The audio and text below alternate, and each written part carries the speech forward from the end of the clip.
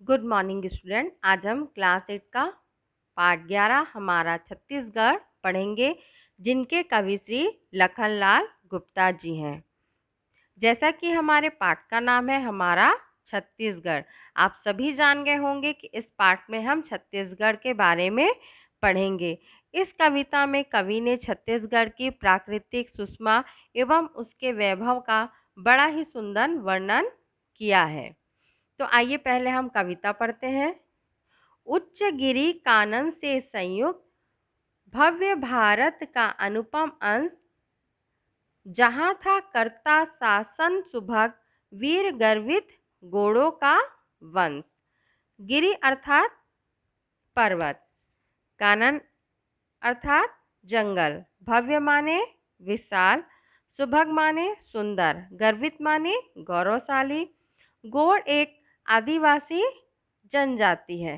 तो कवि यहाँ क्या कहना चाह रहे हैं कि ऊंचे ऊंचे पर्वतों एवं जंगलों से युक्त हमारा छत्तीसगढ़ विशाल एवं सुंदर भारत का एक अनुपम भाग है, जहाँ कभी वीर एवं गौरवशाली गौड़ वंश के शासक शासन करते थे।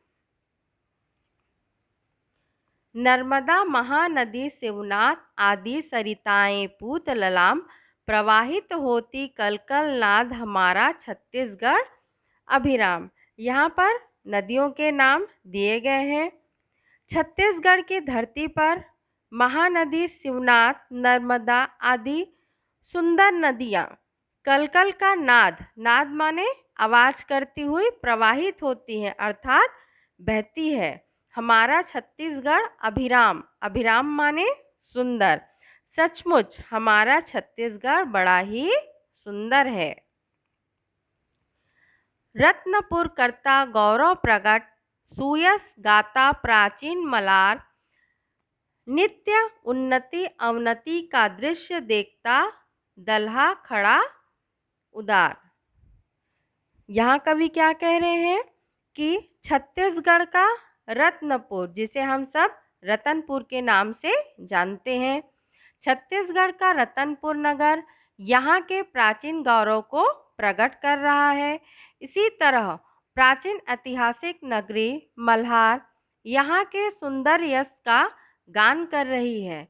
इन प्राचीन नगरों के साथ साथ दल्हा पहाड़ सदा से यहाँ की उन्नति एवं अवनति का दृश्य देखता हुआ अपने स्थान पर उदारता के साथ खड़ा हुआ है, अर्थात दल्हा पहाड़ इसकी उन्नति एवं अवनति का साक्षी बना हुआ वहाँ खड़ा है। तीर्थथल राजिम परम पुनीत और सिबनी नारायण धन्य, कह रहे महानदी तट सतत यहाँ की धर्म कथाएं रम्य। तीर्थथल अर्थात तीर्थ स्थल, परम पुनीत अत्यंत पावन, सतत माने लगातार, रम्य माने रमणीक। तो यहाँ पर कवि क्या कह रहे हैं कि राजिम एवं सिबरी नारायण यहाँ के अत्यंत पवित्र तीर्थ स्थल हैं। यहाँ बहने वाली महानदी के तट जैसे निरंतर यहाँ की रमणीक धर्म कथाओं को कह रहे हैं। आशय यह कि महानदी के तट पर अनेक धार्मिक स्थल स्थित हैं। प्रकृति का क्रीड़ा स्थल कमनीय यहाँ है, वन संपदा अपार, भूमि में भरा हुआ है विपुल कोयले लोहे का भंडार। कमनीय माने सुंदर। कवि क्या कह रहे हैं कि प्रकृति द्वारा प्रदत्त वन संपदा का अपार भंडार भूमि में भरा हुआ है, उसी प्रकार कोयला लोहा आदि का अपार भंडार होने से राज्य प्रकृति का क्रीड़ा स्थल प्रतीत होता है। यहाँ वन संपदा की तुलना एक सुंदर स्त्री से की है।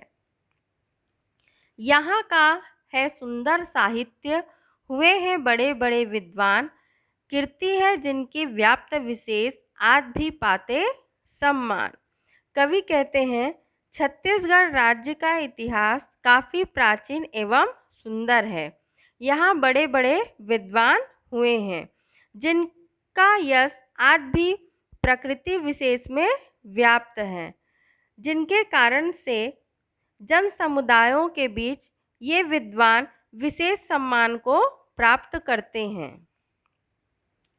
कौन कहता यह पिछड़ा हुआ अग्रसर है उन्नति की ओर, कटोरा यही धान का कलित चाहते सभी कृपा दृग कोर। यहाँ पर कवि कहते हैं कि कौन कहता है कि छत्तीसगढ़ पिछड़ा हुआ है, यह निरंतर उन्नति के पथ पर अग्रसर है। अग्रसर माने आगे बढ़ा हुआ है। यह धान का सुंदर कटोरा है, अर्थात यहाँ बड़े पैमाने पर धान का उत्पादन होता है, इसलिए सभी इसकी कृपा दृष्टि चाहते हैं। सभी लोग धान के लिए छत्तीसगढ़ की तरफ कृपा दृष्टि से देखते हैं। नहीं यह कभी किसी से न्यून अन्न दे करता है उपकार, उर्वरा इसकी पावन भूमि अन्न उपजाती विविध प्रकार। न्यून माने कम, विविध माने अनेक प्रकार से, उपजाती माने उत्पन्न करती है। कवि यहाँ क्या कह रहे हैं कि हमारा छत्तीसगढ़ किसी से भी कम नहीं है, किसी से भी न्यून या कम नहीं है, किसी प्रांत से पीछे नहीं है। यह अनाज देकर सबकी भलाई करता है। यहाँ की धरती अत्यंत उपजाऊ है, इसलिए यहाँ तरह तरह के अन्नों को उपजाती है। इससे विनय यही करबद, प्रगति पथ पर होवे गतिमान। हमारा छत्तीसगढ़ सुखधाम करे सादर इसका गुणगान। कवि यहाँ पर हाथ जोड़कर ईश्वर से प्रार्थना करते हुए कहते हैं कि छत्तीसगढ़ प्रगति के पथ पर सदैव आगे बढ़ता रहे। हमारा छत्तीसगढ़ सुखों का धाम है, अर्थात यहाँ के निवासियों को कोई कष्ट नहीं है।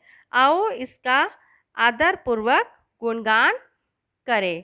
तो इस प्रकार हम कविता में देखते हैं कि लखनलाल गुप्ता जी ने इस कविता में छत्तीसगढ़ की प्राकृतिक सुषमा, उसके ऐतिहासिक एवं धार्मिक स्थानों एवं प्राकृतिक संपदा का बड़ा ही सुंदर वर्णन किया है। तो यह है हमारा धान का कटोरा, हमारा छत्तीसगढ़।